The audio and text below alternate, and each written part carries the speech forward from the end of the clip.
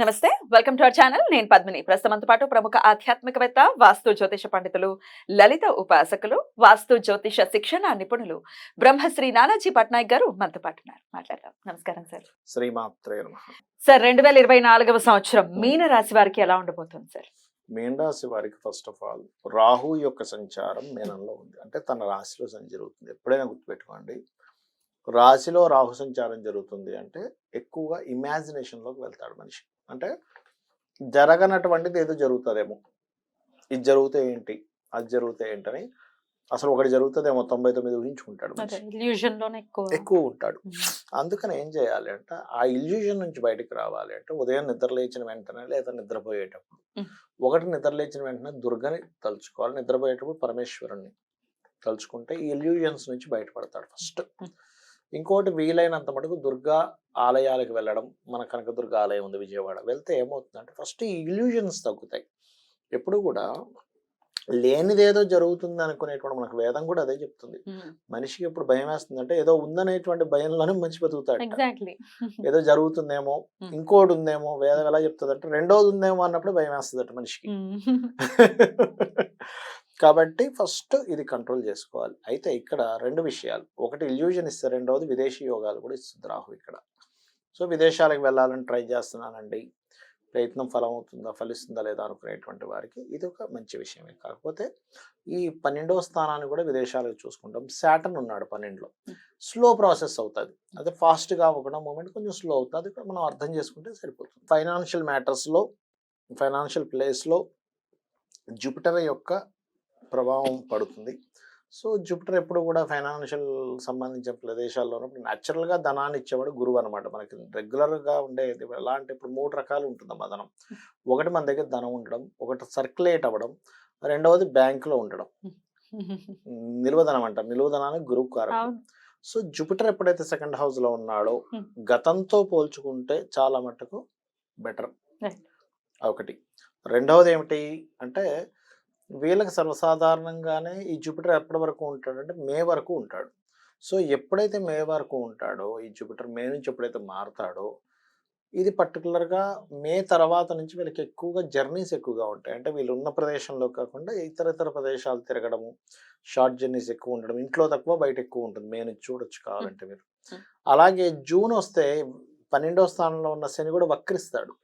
So ఎప్పుడైతే వక్రిస్తాడో వీళ్ళు ఏలినాటి శని స్టార్ట్ అయిందో, సంవత్సరం స్టార్ట్ అయిందని ఒక భయం ఉంది వీళ్ళకి, మీనం వారికి. అంటే ఇప్పుడే 7.5 సంవత్సరాల్లో సంవత్సరం అయింది, ఇంకా 6.5 సంవత్సరాలు ఉంది. సో జూన్ నుంచి June, July, August, September, October middle వరకు కూడా శని ప్రభావం తగ్గుతుంది వీళ్ళకి. ఏలినాటి శని ప్రభావం తగ్గుతుంది. తగ్గినప్పుడు కొంత రిలీఫ్ వస్తుంది వీళ్ళకి. అయితే ఒకటే, 12లో ఉన్నప్పుడు ఏమిటి జాగ్రత్తలు తీసుకోవాలంటే ఇన్వెస్ట్మెంట్ చేసే విషయాల్లో జాగ్రత్తలు తీసుకోవాలి. అన్నిటికీ ఇబ్బంది వచ్చేదండి ఎప్పుడు కూడా. ఎల్నాడు శని అనగానే వీడు అన్ని కోల్పోవడాలు ఏముండవు, కొన్ని విషయాలకు స్లో అవుతాయి. అది కూడా అసలు అది మొత్తం ఎందుకు పనికి రాకుండా అవడం కాదు. ఆ కర్మని నువ్వు తత్సంబంధించిన విషయంలో పూర్వజన్మలో ఆ కర్మ నువ్వు చేశావు, దాని తగ్గట్టుగా ఇక్కడ నువ్వు దాన్ని చెల్లించు. ఇదే కాన్సెప్ట్, అంతకుమించి మరొకటి ఏం లేదు. అయితే ఇక్కడ మనం ఎలా అర్థం చేసుకోవాలంటే, మనం ఇప్పుడు ఒక అప్పు ఉన్నామమ్మా, బ్యాంక్ అతను వచ్చాడు, మీరు చెల్లించేశారు. అయ్యో చెల్లించేసానని బాధపడతారు. అమ్మయ్య చెల్లించేసాను, అమ్మయ్య తీరిపోయిందిరా బాబు అనుకుంటాం. అమ్మయ్య అనుకుంటాం, అంతే అనుకోవాలంట. నేను ఏమంటానంటే అమ్మయ్య తీరిపోయింది, అది యాక్సెప్ట్ చేయలేరు సార్, అంత ఈజీగా డైజెస్ట్ అవ్వదు. కానీ చేసుకోవాలి, అది నిజం. యాక్చువల్గా ఏంటంటే అది నిజం. ఆ నిజాన్ని వదిలేసి అమ్మయ్య కష్టం అనుకుంటున్నాడు మనిషి. ఇప్పుడు ఎవరైనా, నేను ఒకటే చెప్తాను, ఎవరైనా మిమ్మల్ని ఏదైనా నిందించారనుకోండి, మీ పాపం వాళ్ళు తీసుకుంటున్నారు. శాస్త్రం అదే చెప్తుంది కదా, తీసుకుంటున్నారు, మీ పాపం తగ్గుతుంది, వదిలేసేయండి అంట. దానికోసం బాధపడటము, లేకపోతే వాళ్ళని మళ్ళీ తిట్టడం అట్లాంటివి చేయకూడదు. మీరు నిజంగా కానీ తప్పు చేస్తే యాక్సెప్ట్ చేయడంలో ఉన్నంత ఇంకోటి లేదు అక్కడ. నిజంగా తప్పు చేస్తే లేదు, మీరు ఏ తప్పు చేయకుండా పని కట్టుకొని కనుక ఇబ్బంది పడితే మాత్రం కృష్ణుడు ఎట్లాగో చెప్పాడు, నువ్వు ఖాళీగా నువ్వు సైలెంట్గా కూర్చోవద్దు, నీ ధర్మం నువ్వు పాటించు అని. కృష్ణుడు అక్కడ చెప్పింది యుద్ధం చేయమని కాదు, ధర్మం పాటించమని చెప్పాడు. యుద్ధమే చేయడమే ఇదైతే అందరినీ కొట్టుకోమని చెప్పేవాడు కదా, కొట్టుకు చచ్చిపోమని చెప్పేవాడు కదా. అది కాదు కదా ఆయన కాన్సెప్ట్. నువ్వు నీ ధర్మం నువ్వు పాటించని చెప్పడం. సో ఇక్కడ ఏంటంటే ఏలినాటి శనిలో ఇన్వెస్ట్మెంట్స్ పర్టికులర్గా ఫస్ట్ 1.5 year ఇన్వెస్ట్మెంట్స్ విషయంలో జాగ్రత్తగా ఉండాలి. తర్వాత 1.5 year ఎక్కువ తిరగడాలు ఉంటాయి. అంటే 2.5 years దాని తర్వాత 1.5 year దాటిన తర్వాత 2.5 years కొంచెం ఎక్కువ జర్నీస్ ఉంటాయి. కొంచెం మోసపోయే యోగాలు ఇస్తాడు అక్కడ. అదొక్కటి చూసుకోవాలి. Hmm. ఇవి చూసుకున్నట్లయితే సరిపోతుంది. ఆఫ్టర్ ద 2.5 years దాన్ని బట్టి ఉంటుంది. అక్కడ కొంచెం కుటుంబ వ్యవహారాల విషయాల్లో జాగ్రత్తగా ఉండాలి ఏలినాటి శని వల్ల. అయితే ఇక్కడ దీంతో పాటు ఇక్కడ రాశిలో ఎప్పుడైతే రాహు సంచారం జరుగుతుందో ఎగ్జాక్ట్లీ ఆపోజిట్లో కేతు ఉంటాడు. Hmm. ఇక్కడ వీళ్ళు ఈ 1 year 4 months వరకు కూడా ఆల్మోస్ట్ ఈ పార్ట్నర్స్ విషయంలో జాగ్రత్త వహించాలి. ఎందుకంటే సప్తమ స్థానం అనేటువంటిది ఏదైతే ఉందో ఇది పార్ట్నర్స్ని, జీవిత భాగస్వామిని, వివాహ సంబంధించిన విషయంలో ఎంపిక చేసుకునేటువంటి అంశాలను చూపిస్తుంది. అందుకని ఏంటి, కొత్తగా మనం ఏదైనా బిజినెస్ పెట్టుకుంటున్నాము, పార్ట్నర్ ఎవరు ఏమిటి, మనం ఎట్లాంటి వ్యక్తితో మనం ముందుకు వెళ్తున్నాము, లేదా ఒక వివాహం చేసుకుంటున్నాం, తొందరపడిపోయి ఏదో ఆస్తుందనో లేకపోతే ఇంకోటి ఏదో పలుకుబడిందనో చేసుకుంటారు కొంతమంది. తీరా తర్వాత వాళ్ళ పరిస్థితులు చాలా ఘోరంగా ఉంటాయి.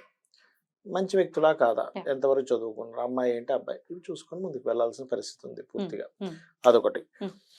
అండ్ అలాగే ఈ సంవత్సరం ప్రాపర్టీ రిలేటెడ్ సంబంధించిన అంశాలు ఇవన్నీ కనుక చూసుకున్నట్లయితే ఇక్కడ రాహుకేతువుల యొక్క ప్రభావం కొంతవరకు ఉంటుంది కాబట్టి కొద్దిగా ప్రాపర్టీస్ చూసి తీసుకోవడం మంచిది. ఎందుకంటే అలాగో బుధరాశుల్లో కేతు ఉన్నాడు.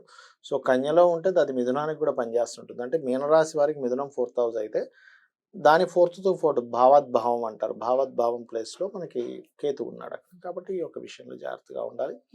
అండ్ అదేవిధంగా వివాహం విషయం జాగ్రత్త, అదేవిధంగా పార్ట్నర్షిప్స్ మనం చెప్పుకున్నాము. జాబ్ రిలేటెడ్, హెల్త్ రిలేటెడ్ మీరు అడిగినట్టుగా హెల్త్ జాబ్ చూసుకుంటే కనుక కొత్త అవకాశాలు మాత్రం బలంగా వస్తాయి 5వ నెల వరకు వీళ్ళకి. ఎందుకంటే ఈ 2వ స్థానంలో ఉన్న గురువు దశమాన్ని ఎలాగో వీక్షిస్తున్నాడు. దశమ స్థానం అనేటువంటిది వృత్తి స్థానం.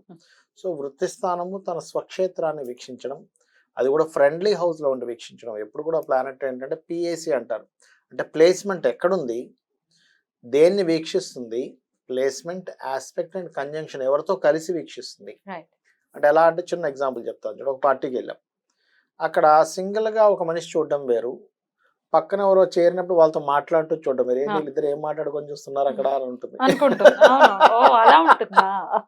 అంటే ఎనర్జీస్ ఎక్స్చేంజ్ అవుతాయి, గ్రహాల ప్లానెట్స్ ఏమవుతాయి అంటే ఇప్పుడు గురువు సింగిల్ గా ఉండి చూస్తున్నప్పుడు వేరే ఫలితం ఇస్తాడు, శుక్రుడితో కలిసి ఉన్నప్పుడు ఇంకో ఫలితం ఇస్తాడు, రాహుతో కలిసినప్పుడు ఒక ఫలితం ఇస్తాడు. అంటే అతనికి ఒక ఇన్ఫర్మేషన్ వచ్చింది, ఒక ఎనర్జీ వచ్చింది, ఆ ఎనర్జీ తీసుకొని చెప్తున్నాడు.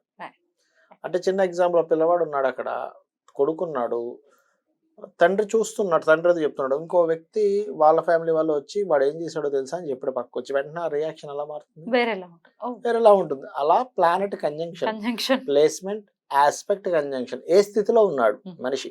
ఇప్పుడు ఒక్కొక్క దగ్గర ఉంటే ఒక్కొక్క రకంగా ఉంటాం కదా, గుళ్ళో ఉంటే ఒక రకంగా, బడిలో ఉంటే ఒక రకంగా, సముద్ర బొడ్డు దగ్గర ఉంటే ఒక రకంగా, ఇంట్లో ఉంటే ఒక రకంగా ఉంటుంది మన యాక్షన్.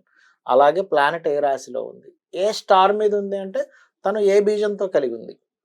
ఇదంతా ఏంటంటే ఏ రాశిలో, ఏ స్టార్లో, లేకపోతే ఏ భావంలో, లగ్నం నుంచి ఎన్నో భావం, చంద్రుడి నుంచి ఎన్నో స్థానంలో ఉండి దేన్ని ఆస్పెక్ట్ చేస్తూ దేన్ని అన్నది మంచి చేస్తుందా లేకపోతే ఇబ్బంది ఇచ్చేటువంటి దాంట్లో ఉందా అనేటువంటి చూసుకోవాలి. ఇదే ఆస్ట్రాలజీ అంటే కరెక్ట్ చెప్పాలంటే.